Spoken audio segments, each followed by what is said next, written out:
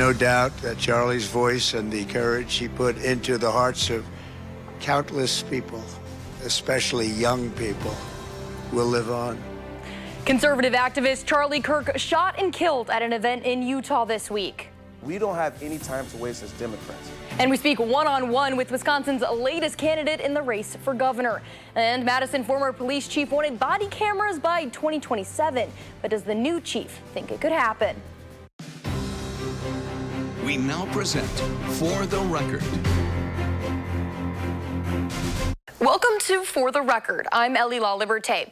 We start this week with the assassination of conservative activist Charlie Kirk. This is the video that was taken just before Kirk was shot and killed at an event at a Utah university. The 31-year-old was largely credited with the rise of the conservative youth movement through his organization, Turning Point USA. But this is just the latest in a string of political violence we've seen. Last year, there were 2 attempts on President Trump's life, one at a rally in Butler, Pennsylvania, and another in Florida. And in our state, this year, threats were made against Congressman Derek Van Orden, and an office of Glenn Grothman's was set on fire. Also this year, Minnesota State House Speaker Melissa Hortman and her husband were shot and killed in their home. And on Thursday, this memorial taking shape outside the Turning Point headquarters in Phoenix, Arizona for Kirk. I'm joined now by political analyst Brandon Scholz. Thank you so much for being here with us. Nice to be here. So we kind of got to get started. Can I just get your general reaction to what we saw on Wednesday with Kirk's assassination? It's something that shocked everybody. No matter what political side you're on, if you're a supporter of Kirk and the right side versus the other side, when you see something like this, somebody just shot in cold blood, it's hard to react to. And what we've seen is that people are demonstrating anger. Some are talking about revenge. Some are just in complete shock about how could this happen in our country.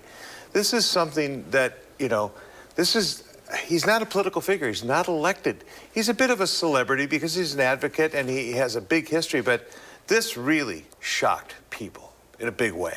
Yeah, let's talk a little bit about who Kirk was. He's known for making some more controversial comments, saying things like, quote, "I have to think it's worth to unfortunately have the cost of some gun deaths every year so that we can have the Second Amendment," and saying that empathy is, quote, "a made-up New Age term that does a lot of damage." Can you kind of touch on his role in American politics? Well, in American politics and in a democracy, we have the opportunity to talk about what we feel, our feelings, our positions, our issues. We have the opportunity to debate somebody who we don't agree with or they don't agree with us. But we have the right to say what we feel and how we feel. Charlie Kirk does, and the folks who are on the other side of Charlie Kirk. So his statements, people may not disagree. And some have taken it maybe to another level to react more violently. And that, I think, is the biggest problem, because we've now lost that ability to talk about where we stand. And even if it's a controversial issue, even if it's something that you just don't want to hear, you have the right, people have the right to say it. But this step of assassinating Charlie Kirk, or the attempts made on Trump, or all the other things at the legislature in Minnesota, this is not political discourse. These are acts of terrorism. And it's something, do you feel like we've seen before, or is this kind of a turning point for us? If you go back to the attempts on then Donald Trump and now President Trump, before that, we hadn't seen a lot. You go back to George Floyd, some other stuff. But the last really big assassination attempt was years ago on Congressman Steve Scalise, who is a member of Congress, a leader in the Republican side, at a softball game, a softball practice, because they have this game. And a guy, long gun, snuck up and shot Scalise. And it seriously wounded him. It took years for him to recover. And then it kind of died down. Now, if you take the political side of it, we've had school shootings and other attacks. But now you take all these combined, school shootings, political attacks, now it's somebody who's an advocate. This is broadening this violence. Some is political, some is just sheer lunacy. And so, of course, Kirk also had a large impact on college students with Turning Point USA. We couldn't reach the UW-Madison chapter of that, but we did talk with the college Republicans of UW-Madison. Here's some reaction from some of those members. I think that just his movement was always extremely important. The problem here, it's not that the United States protects the Second Amendment. The problem is clearly political violence and demonization of conservatives on campuses just like this one. So you can see there, I mean, people were had some high emotions Wednesday after this. So where do you see the conservative youth movement going? I mean, he had a really big hand in things like podcasts and going to college campuses. What's next for that movement? What he had was the ability to message, to talk to people and to have that message resonate. There's so many people out there that have it, but he was able to hit that vein and get people going. I think the hope would be that they would take what Charlie Kirk did and what he established and what he built, grow on that and move it, and take that message through young conservatives, and they move on and they do it in, for him, in his legacy. The other side of it is somebody says, revenge, more violence. We're going to get the other side. That's a losing proposition. That's anti-democracy. If they take what Charlie Kirk did and move it forward, and they can grow their movement. It's been done many times before. Sadly, this is the opportunity to do that. Is there anyone kind of who could come up in Kirk's space right now? I think you have to be careful of somebody saying, I'm going to step into this, I'm going to take it over, because it could be too soon. I mean, there's a lot of, mourning, and people have to work this through. Whoever becomes the next leader, whether it's out of the Turning Point movement, or somebody that's been involved in a state that can rise. It's hard to say, but somebody will, once they get through all these kids in college and in this youth conservative movement, they're going to start to look for somebody, and somebody will step up into this movement. And I kind of want to move now to some of the lawmaker reaction. Of course, after this, we saw an outpour of commentary. A lot of politicians, especially here in Wisconsin, condemning political acts of violence. From Senator Tammy Baldwin, she says, quote, "There is no two ways about this. Political violence has no place in America.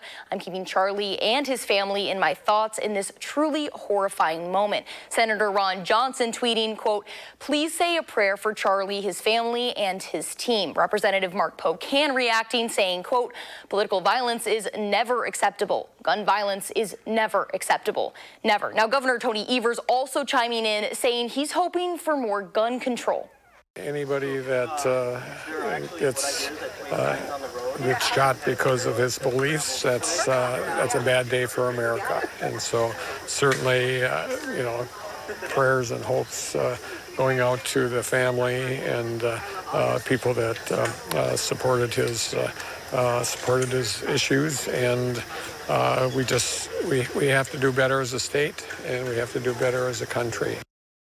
So we see a lot of different or similar, I should say, responses from lawmakers here. What do you kind of make of those reactions? Well, first of all, they need, and they're going to say that, because they have to be part of the effort that says, look, we just need to calm down here. This is wrong, and we have to move through with it. There's certainly going to be calls for gun control. That happens every time there's a shooting. But I think there's a deeper look into this, and that is, what causes it? How do you prevent it from happening? Is it a mere fact that somebody can get a gun? Quite honestly, anybody can get that rifle. That's not the issue here. The issue is, how can these folks come together after these first couple of days of reactions of where we're all shocked and trying to figure out how to deal with it? Then the next part comes like, where do we go with this? Are we going to see more violence, whether it be rhetoric or whether it's physical? And where are people going to settle down? Are the sides going to, part even more? Is there some sort of middle ground? And I guess what I would put out there is there an opportunity for somebody to lead? You talked about somebody coming and leading the movement of Turning Point. Are there people that can come out and lead right now when you have everybody just kind of out of their minds trying to deal with this? Is there somebody that can come in, or a group of people that can come in and just say, you know what, let's just calm down a little bit here? And I want to get your take, too, on some comments that Representative Derek Van Orden made in D.C. to the media. He pointed at a group of journalists during a press gaggle and said, "This is your fault," directly to the media. Now, there seems to be some pointing fingers here, because also on Wednesday, House Democrats and Republicans kind of clashed on the floor when a representative asked for a prayer for Kirk following a moment of silence. You were just talking about rhetoric. Does it seem to be a little bit more polarizing following this? Is that something we're seeing more and more of as these acts kind of spring up? I don't think we know everything that caused this, but I do think that We've seen a lot more political rhetoric. We've seen a lot of hard things said. We've seen a lot of division in this country politically. And some of it's very passionate, some of it's very angry. This is probably what happened. That's probably part of it. I don't think this is the time to point fingers right now because we don't know. I mean, you can accuse anybody you want of being a part of what happened here. If Congressman Van Orden wants to blame the media, well, he can. But is this the right time to point the finger when you really don't know what caused this? Maybe now is not the time necessarily to point fingers, but it's the time to recognize that we're going to have to figure out how to do this. And there's all sorts of other things. I mean, security in events, outdoor events, access to somebody like Charlie Kirk who's just sitting there in a chair. There's so much more that has to come of this that has to be broken down and figure out what happened before you can get to the finger-pointing stage. Wonderful. Well, thank you, Brandon. We appreciate your time. Thank you very much. Well, and next on For the Records, Democrats have a new candidate in the race for Wisconsin's next governor. We speak one-on-one with Milwaukee County Executive David Crowley.